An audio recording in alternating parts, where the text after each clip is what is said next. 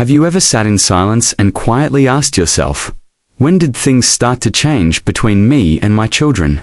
You spent years raising them, changing diapers, losing sleep, guiding them through heartbreaks and milestones. You gave up weekends, vacations, and sometimes even your own dreams to help theirs come true. But now, when you speak, they cut you off. When you offer advice, they brush it aside. When you need help, they're suddenly too busy. And perhaps worst of all, you've started to feel invisible. If this feels familiar, please hear this: you are not alone. Many parents reach a point where the roles begin to shift. You were once the guide, the protector, the person they turned to for everything, and now it can feel like they've stopped truly seeing you. Sometimes it feels like you're more of a bother than a blessing, and that kind of pain cuts deep. It's natural to want to fight back, to raise your voice, remind them of all you've done, to demand respect. But here's a truth that may surprise you. Respect isn't reclaimed through shouting, it's earned again through quiet strength, self-respect and clear boundaries. That's what this message is really about, not guilt, not blame, but a gentle, powerful way forward. Let's begin where many of us find ourselves stuck, trying too hard to please. Have you said yes when you wanted to say no, just to avoid conflict? Rearranged your day to babysit even when you weren't feeling? Well, let them speak in a tone that unsettled you, just to keep the peace. If so, you're not alone. But here's the hard truth.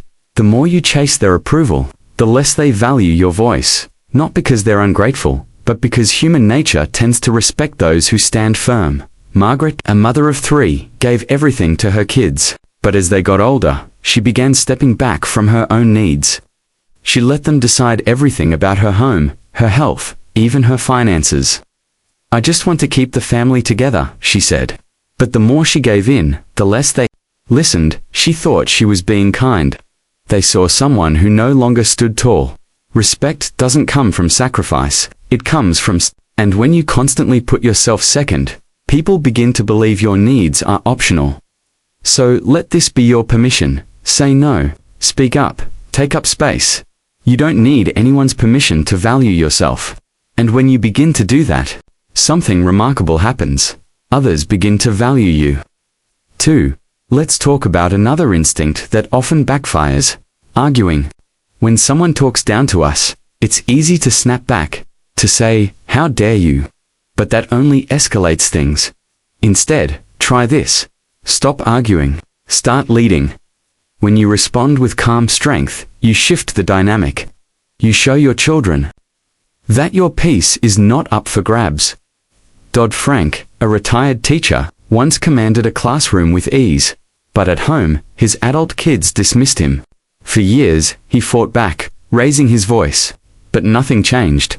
Then one day, he stopped trying to win.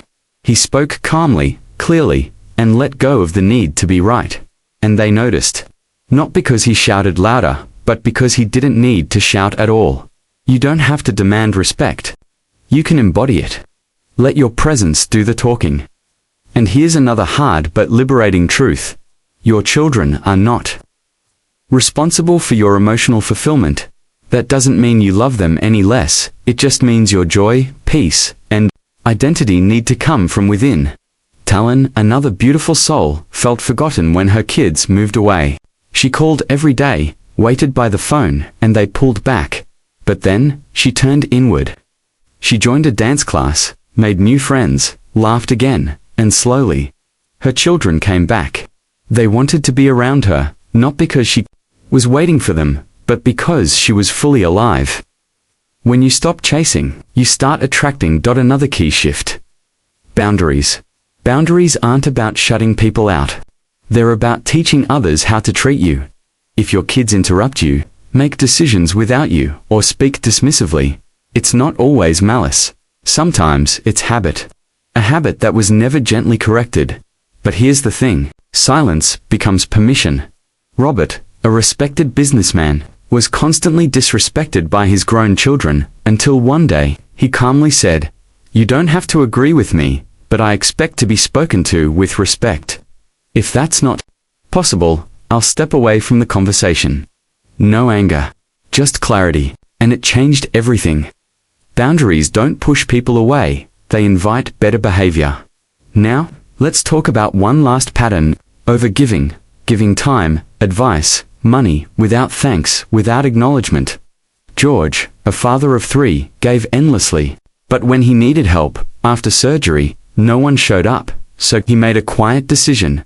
No more automatic yes, not out of spite, but out of clarity. And slowly, his children noticed. His time became valuable again. They began to say, "Thank you." When you pull back just enough for people to notice your absence, they begin to appreciate your presence.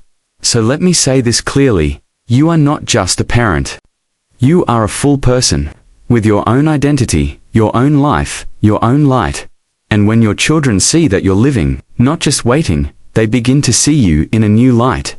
It starts small: a no instead of a yes, a calm boundary instead of silence, a new hobby, a new group, a rediscovered joy.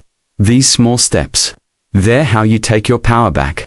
Not with bitterness, but with grace. And slowly your children notice. They call more, they speak more kindly.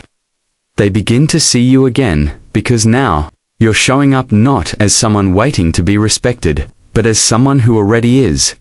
If this resonates with you, if you've ever felt the quiet ache of being dismissed or overlooked by your own children, please know this: you deserve better. Not because of what you did before, but because of who you are now. Leave a comment, even just a word. Someone else might need your story. And if this message brought you clarity or comfort, give it a thumbs up, subscribe, and join this space, where you are always seen, heard, and valued. It is never too late to reclaim your voice. Never too late to be treated with dignity. And never too late to live fully, not as someone waiting, but as someone leading. Until next time, take care. And remember, the way you treat yourself sets the standard for how others will treat you. You are worthy, you are strong, and you are never, ever alone.